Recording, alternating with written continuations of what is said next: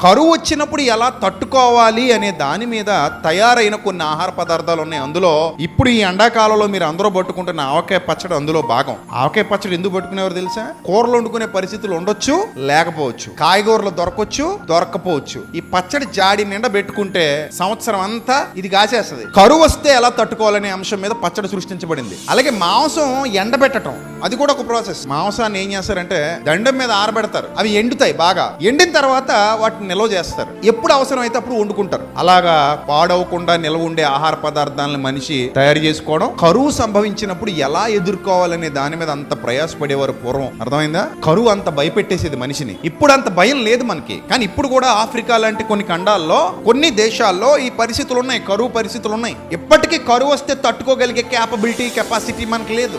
ఆకలి అనేది అందరికీ అవసరం కదా. ఒక పూట మాత్రం ఆగగలం, రెండో పూట కూడా ఆగగలం. నాకులా కొంచెం ఉపవాసాలు అలవాటు ఉన్నాడు అయితే 2 రోజులు ఆగుతాడు, 3 రోజులు ఆగుతాడు, ఇబ్బంది లేదు. 4వ రోజుకి ఖచ్చితంగా కావాలి లోపలికి, లేకపోతే నీరసం వచ్చి కళ్ళు తిరిగి పడిపోతారు. కొంతమంది ఒక్కరోజు కూడా ఆగలేరు, కొంతమంది ఒక్క పూట కూడా ఆగలేరు. షుగర్లో బీపీలు ఉన్నోళ్ళు, వాళ్ళకి షేక్ వచ్చేస్తుంటే తినకపోతే టైంకి. మరి అలాంటి వాళ్ళు కరువును ఫేస్ చేయగలరా? అంటే కరువు శాపం అయితే ఆహారం దైవానుగ్రహం. కరువు శాపం అయితే ఆహారం ఏంటి? దైవానుగ్రహం, దైవ దీవెన.